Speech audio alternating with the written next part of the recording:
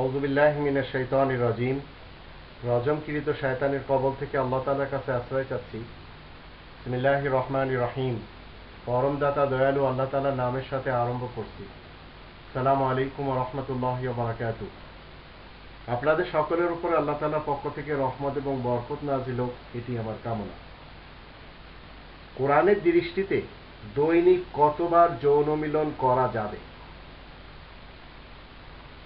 আজকের যুগে আমরা দেখতে পাচ্ছি এই যৌন মিলন নিয়ে কত ধরনের কথা মানুষেরা পড়ছে, শুনছে, দেখছে, কিন্তু কোরআনের দৃষ্টিতে দৈনিক একজন মানুষ কতবার যৌন মিলন করতে পারবে সেই ব্যাপারটি নিয়ে আমরা কোরআনের কাছে জিজ্ঞেস করব। কোরআন আমাদেরকে বলবে। যৌন মিলনের জন্য আমেরিকা, অস্ট্রেলিয়া, কানাডা আমাদেরকে বলবে না, ইউরোপ আমাদেরকে বলবে না, আফ্রিকা এবং মিডল ইস্ট আমাদেরকে বলবে না, ভারতবর্ষের লোকেরা আমাদেরকে বলবে না। আল্লাহ কি বলছেন এই ব্যাপারটি নিয়ে আজ আমরা খুব বেশি দেখছি পৃথিবীতে এই যৌন মিলনের চর্চা খুব বেশি বেড়ে আছে, আর মানুষ এরই পিছনে অনেক সময় ব্যয় করছে। যদিও মানুষের জীবনের সাথে এটা ওতপ্রোতভাবে লেগে রয়েছে। এই ব্যাপারটি নিয়ে আমরা কোরআনের যে আয়াত, সেই আয়াত জানার পূর্বে কিছু কথা আমাদের স্মরণ রাখতে হবে। বিশেষ করে যারা স্টুডেন্ট রয়েছেন, যারা শিক্ষার্থী রয়েছেন, আমি তাদেরকে একটু বলতে চাই, আপনি যদি বালিগ হওয়ার পরপরই হোক আপনার শিক্ষার জীবন বিবাহ করতে পারেন, আপনার লাইফে আপনি দৈনিক 3 বার কমপক্ষে যৌন মিলন করে জীবনে শান্তি উপভোগ করতে পারবেন, তাতে কোনো ধরনের সন্দেহ নেই। শিক্ষা জীবনে আমি জানি যারা বিবাহ করে তারাই প্রকৃত আনন্দ লাভের মধ্য দিয়ে নিশ্চিন্তে পড়াশোনা চালিয়ে যেতে পারে এবং তারা সুন্দর ক্যারিয়ার গড়ে নিতে পারে, কারণ তারা টেনশন মুক্ত হয়ে পড়াশোনা করতে পারে। স্বামী স্ত্রী হোক একই ক্লাসে অথবা উপর শ্রেণীতে অথবা নিচু শ্রেণীতে। যৌন চাহিদা সকলের মধ্যে অবশ্যই থাকতে হবে কোরআনের দৃষ্টিতে, কিন্তু হিন্দু সমাজের অনেক সাধুরা সেটাকে রহিত করার জন্য বিভিন্ন উপকরণ তারা বেছে নিয়েছে। কিন্তু কোরআন এমন পন্থাকে ইসলাম বিরোধী পন্থা হিসেবে স্বীকৃতি দেয়। আর আমাদের সকলের মনে রাখা উচিত, যৌন চাহিদা যাদের মধ্যে নেই তারা সবাই এই পৃথিবীতে কঠিন অসুখের মধ্য দিয়ে জীবন কাটাচ্ছে। তাদের মতো অসুখী আর কেউ নেই। তারা ধার্মিক হোক অথবা অধার্মিক, তারা আস্তিক হোক অথবা নাস্তিক, কিন্তু কোরআন আমাদেরকে শিক্ষা দেয় দৈনিক 24 ঘন্টায় অন্তত কতবার যৌন মিলন করা উচিত।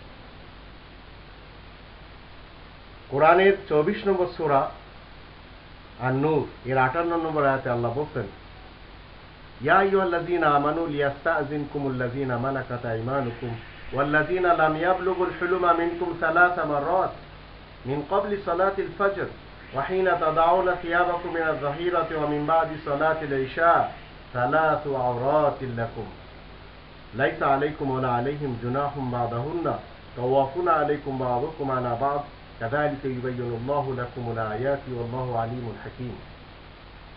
আল্লাহ বলেন, তোমরা যারা ঈমান এনেছো শোনো, তোমাদের মালিকানাধীন যারা রয়েছে, কাজের ছেলে মেয়ে হোক এবং তোমাদের মধ্যে যারা বয়স প্রাপ্ত হয়েছে, তারা যেন তোমাদের কক্ষে প্রবেশ করে না 3টি সময়। 3টি সময় যদি তারা তোমাদের কক্ষে আসতে চায়, তোমাদের কক্ষটা কোন কক্ষ? যে কক্ষে যৌন মিলন করা হয়, তোমাদের সহবাসের কক্ষ। তারা প্রবেশ করবে, অনুমতি ছাড়া যেন সেখানে না আসতে পারে। প্রবেশের জন্য অনুমতি নিতে হবে। ফজরের নামাজের পূর্বে, জোহরের সময় যখন তোমরা পোশাক খুলে রাখো, আর ঈশা নামাজের পর, এই 3টি সময় তোমাদের গোপনীয়তার সময়, যৌন চাহিদা পূরণ করার সময়। এই 3 সময় ব্যতীত অন্য সময় বিনা অনুমতিতে প্রবেশ করলে কোনো দোষ হবে না, তোমাদের একে অপরের নিকট তোমরা তো যাতায়াত করেই থাকো। এভাবে আল্লাহ তোমাদের নিকট তার নির্দেশ সুস্পষ্টভাবে বিবৃত করেন। আল্লাহ সর্বজ্ঞ প্রজ্ঞাময়। তো এখানে আমরা জানতে পারলাম মিন ক্বাবলি সালাতিল ফজর, ফজরের নামাজের পূর্বে, ওয়াহিনা তাদাউনা সিয়াবাকুম মিনাজ যাহিরা, জোহরের নামাজের সময়, ওয়া মিন বাদি সালাতিল ইশা, ঈশা নামাজের পর। এই তিনটি সময় মূলত যৌন মিলন করার সময়। আর এই যৌন মিলনে সবচেয়ে বেশি শান্তি উপভোগ করেন সেই নৌজওয়ানেরা যারা বিবাহের বয়সে বিবাহ করেন। এই জন্য গার্জিয়ানদের উচিত হবে ছেলে মেয়েদের বিবাহের বয়স হয়ে গেলে, হোক তারা শিক্ষার্থী, তাদেরকে বিবাহ দিয়ে দেওয়া। ইনশাআল্লাহ তারা এই আনন্দের ভিতর দিয়ে পড়াশোনা করে সুন্দর কেরিয়ার, তারা ভবিষ্যতের জন্য সুন্দর কেরিয়ার গড়ে নেবে। আমি তো অনেককে জানি যাদের স্টুডেন্ট লাইফে বিবাহ হয়েছে এবং তারা বড় বড় ডিগ্রি নিয়ে আজ বড় বড় চাকরিতে অবস্থান করছে। কোরআনের দৃষ্টিতে আমরা জানতে পারলাম 3 বার যৌন মিলন করার সময় আল্লাহ নির্ধারণ করে দিয়েছেন। এই পৃথিবীতে আমি মূলত আপনাদের সামনে 3 ধরনের কথা বলার চেষ্টা করি কোরআনের মাধ্যম দিয়ে। একটি হলো একটি দেশ এবং পৃথিবী কিভাবে শান্তিময় হবে, রাজনীতি কিভাবে করতে হবে, একটি ভালো পার্টি কিভাবে করা যায়।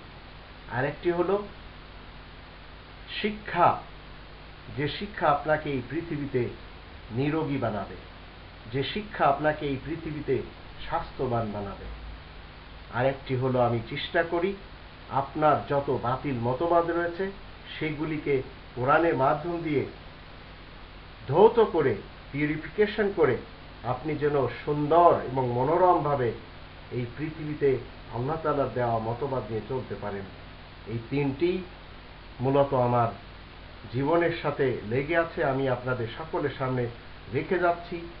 একটি দেশ কিভাবে চালাতে হয় তার জন্য আমি বাংলাদেশের সেবা পার্টির পক্ষ থেকে অনেক কথা বলি। একজন মানুষ কিভাবে বাতিল মতবাদকে ছুঁড়ে ফেলে কোরআনের মতবাদের উপর উপনীত হতে পারবে সে ব্যাপারে আমি কথা বলি। আর একজন মানুষ কিভাবে এই পৃথিবীতে নিরোগী হয়ে জীবন কাটাতে পারে সে ব্যাপারে আমি বিভিন্ন সময় কথা বলি। আল্লাহ আমাদের সবাইকে সত্য জেনে মেনে তার উপরে প্রতিষ্ঠিত থেকে জীবন কাটানোর তৌফিক দান করুন। ওমা আলাইনা ইল্লাল বালাগুল মুবিন।